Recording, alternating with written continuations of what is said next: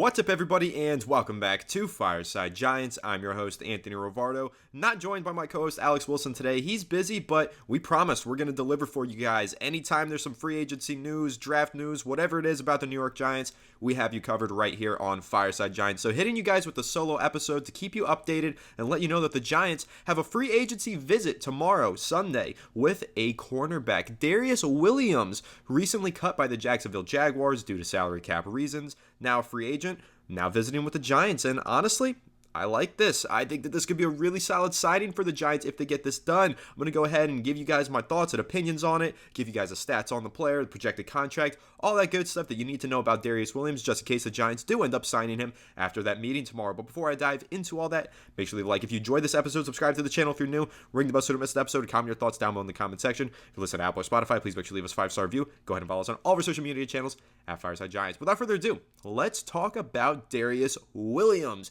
Jacksonville Jaguars veteran who was recently cut. Last year, super productive, got his hands on the football a whole lot, 19 pass deflections, 4 interceptions, also had a pick 6. I'll give you all of the stats on him for the season. 53 combined tackles, like I said, 4 picks, 1 pick 6, 19 passes defended, 2 forced fumbles as well, and 3 tackles for loss. This guy is a lengthy perimeter cornerback, 31 years old at the start of the season, only 5'9", 187 pounds, but plays into a bigger frame, does play on the boundary, and of course, we know that this is a pretty big position of need for the New York Giants. Maybe not one that we've discussed a ton on this channel, we've definitely hinted at it, but when you're looking at this Giants secondary, obviously a lot of controversy around Xavier McKinney, their decision not to tag him and letting him walk into free agency unrestricted. That's really grabbed the headlines when talking about this Giants secondary, but one of the underrated talking points, Adoree Jackson, probably not going to be here next year. He's a free agent this offseason, and I'll read you guys some quotes from Adoree Jackson earlier in this offseason that indicates that he's probably moving on to a new opportunity. Here's the first quote. Quote, I think it's like when you and your girl are going through a tough time and everyone on the outside is looking for your downfall. The Giants are going to look for another corner and another team is going to look for a corner, which is me. I want to be there, but this is our break period. Technically, I'm not on the team, but my locker is still in the facility and I go over there when I stay out in New Jersey. So kind of right there, Adoree Jackson alluding to the fact that he doesn't think the Giants have an interest in re-signing him. He's probably ready to go elsewhere, knows that there's better opportunities for him. And then he went on to say, if I came back, it's all good. If I don't, is it going to hurt? It will, but I know it's a business. At the same time, I know what I can do and the services that I bring to an organization, not just on the field, but being a locker room presence and different things around the community. I'm hopeful, but you can never put anything past anybody. So Adoree Jackson then went on to say, I want to win a Super Bowl, and I know the Giants are capable of winning it because of what we did in 2022. That was a possibility. Boils down to the pieces and the staff being on the same page, and pretty much just went on to say that he wants to win and kind of alludes to the fact that maybe the New York Giants, while they could win Super Bowl, probably a little hopeful for this team going into 2024. Don't you guys think so? Adoree Jackson, really his quotes there, kind of what the Giants have done so far this offseason, really what their needs are for this roster.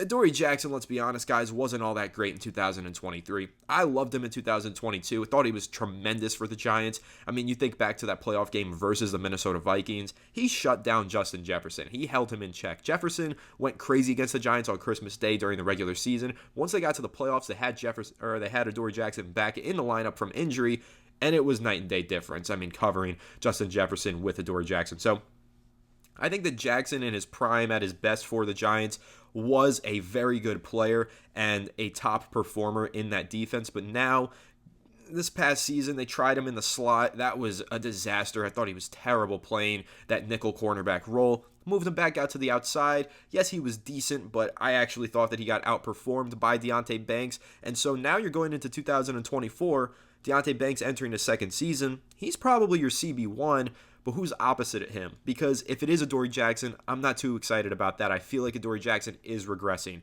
And if it's not Adoree Jackson, who's it going to be? We've mentioned some names on this channel before. Hadn't covered Darius Williams because he was still on the Jaguars, wasn't on our radar yet. But now let's talk about him because I think that he would be a very intriguing option for the New York Giants.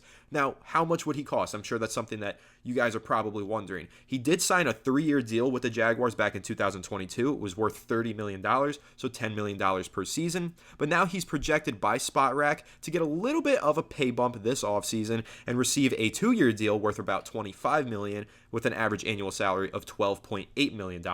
Now, just a reminder, the Giants have around $38 million in salary cap space right now. That number is projected to increase. They're likely to restructure the contracts of both Dexter Lawrence and Andrew Thomas. Those two moves should give them, I think, an additional $40 million in salary cap space, somewhere around there. They have some other cuts that they can make. Still have to decide on Darren Waller's contract, whether they're going to keep him. We discussed that in a recent episode. Go back on the channel and check it out. He's mulling retirement. So a lot of moves that the Giants can make to essentially create a very affordable situation for Darius Williams. They can easily bring a contract worth around $12 to $13 million under their salary cap space. But 12 to 13, you guys might hear then say, that's kind of a steep number for a veteran cornerback, 31 years old this upcoming season. And you're not wrong. He's been in the league since 2018, started out with the Baltimore Ravens, played for a good while with the Los Angeles Rams, was pretty damn good with the Rams as well. I believe he won a Super Bowl with Los Angeles, but these past 2 seasons with Jacksonville, still a very good player. Diving into some of those closer stats, Pro Football Focus gave him a 79.5 grade this past season, 85.3 overall coverage grade, which ranked 4th in the NFL, but his run defense grade, 29.9. So if we take a closer look at that, what was the issue with Darius Williams in run defense? Well, I mentioned earlier he is only 5'9", so maybe there's a little bit of a size problem. Tackling definitely seems to be an issue in 2023. 10 missed tackles, a missed tackle rate of 15.9%. So, not exactly the best statistic there. If you want the Giants to improve their run defense, get cornerbacks who are more physical and capable to contribute as run defenders, maybe you're not looking at Darius Williams. But if you want somebody who's damn good in coverage, gets their hand on the football and makes plays, kind of a ball hawk in the secondary, then I think you're really going to like Darius Williams. Like I said, had 19 pass breakups in 2023, constantly around the ball, getting his hands on it, couple interceptions here, couple interceptions there. In coverage this year, he led up 51 receptions on 86 targets for 613 yards. That's 12 yards per reception. That's honestly not too bad. And considering he only led up 2 touchdowns as well with 4 interceptions, I think that those are pretty good numbers. Now, you may be wondering, where does he line up? Is he outside? Is he inside? He actually does a little bit of both. Back in 2022, 486 snaps in the slot with 398 out wide. But this past season, he did move fully out wide. 979 outside cornerback snaps, only 30 in the slot. But knowing that he has the capability to do both is a good thing. But in 2022, when he was playing half in the slot, half out wide, it is worth noting PFF grade stats did take a little bit of a significant hit. So seems like having him on the boundary outside is the best role for Darius Williams, not Rodarius, of course, former New York Giants cornerback that was cut this season. But Darius Williams, guys, I like this idea of the Giants potentially signing Darius. I think that he's got the ability to make plays, and that's something that's needed in this New York Giants defense when you're kind of looking around at their strengths, their weaknesses, what they really need. Getting cornerbacks that can get their hands on the football, I think, is pretty important. They don't have a whole lot of that. Deonte Banks with a few picks this past season. Of course, we've got, hopefully, Xavier McKinney coming back. We'll see. Jason Pinnock had that pick 6 last year. Dane Belton gets his hands on the football every time he's on the field for some reason. So, those are safeties, though. Cornerbacks, it's thin here. You've got Deonte Banks. Then Trey Hawkins. I mean, is he going to take that step forward? 6th-round pick last year. Real standout in training camp and OTAs and all that stuff. But does he take that step forward? Remains to be seen. Getting somebody in here with veteran experience that's playing at a higher level right now than Adoree Jackson, I do think this is one of the biggest needs that the Giants have going into this offseason. Now, of course, we'll talk about some of the other players they might target. We've touched on pass rusher, Bryce Huff, Danielle Hunter. There's a lot of guys that the Giants are interested in. But looking at that cornerback spot, I think that's a sneaky one. Don't sleep on that, guys. That's a big need for this Giants defense. This secondary needs to be fortified. I don't think that they can reasonably go into the 2024 season with such a lack of experience out wide once again, with Banks and hopefully Hawkins as their starters. You got to get somebody more established, a starter out there. And I think having somebody on the boundary like Darius Williams, known for getting his hands on the football and making plays, that's really important to me. This would probably be an upgrade over Adoree Jackson, but it is worth noting, different schemes, different teams. Will his talent from Jacksonville translate over to New York? Will he regress now that he's about to be 31? These are all things to think of. These are possibilities. But of course, I think that this is a player that, there's some risk involved here due to age and the possibility of regression going to a new team. But Darius Williams, I think he's a good player. He's an upgrade over what the Giants currently have on their roster at the cornerback spot. He's definitely an upgrade over Adoree Jackson, in my opinion. So they're going to meet with him tomorrow, of course. Maybe they sign him, and then probably Alex and I will hit you guys with an update and tell you, hey, they signed him. Here's more that you need to know. We'll dive in a little bit deeper and talk about some of the other options in free agency now that they spent this money. But overall, I like Darius Williams. This is a player to definitely keep an eye on. I think that he would be a good signing for the New York Giants. Maybe there are some better options out there. I think if they want to attack slot cornerback instead, Kenny Moore II from Indianapolis would be another veteran option. If they want to go with familiarity for Shane Bowen, Sean Murphy-Bunting was with the Titans this past season. Could make sense as a connection signing for Shane Bowen. But Darius Williams, a guy who doesn't really seem to have any connections to the coaching staff, is just a good veteran player who was recently cut due to cap reasons, could be signed for an affordable price.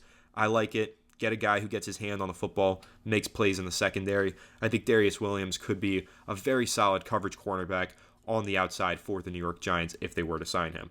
But that pretty much wraps this one up. Just wanted to hit you guys with a quick one here about Williams, tell you what he could bring to the team, and update you guys that, yes, they are having some free agent meetings. As you know, in yesterday's episode, we discussed they met with Russell Wilson. So some of these meetings are starting. Legal tampering period Monday. That's when it begins. That's when the Giants are going to start signing, or agreeing to terms rather, with some players. Darius Williams, though, they don't have to wait. They could sign him tomorrow because he was cut recently by the Jaguars. He doesn't have to wait until the legal tampering period opens. He can meet and sign with teams before Monday. So it's possible that the Giants sign him tomorrow, though they might want to wait, see what's out there on the market once the legal tampering period does begin, and compare price tags. So wanted to give you guys this update, let you know who Darius Williams is, that the New York Giants are interested, and of course, just continue to provide you guys with all of this New York Giants coverage for this offseason. You guys have been showing a tremendous amount of support on the channel, on Spotify, on social media. So once again, want to say thank you guys for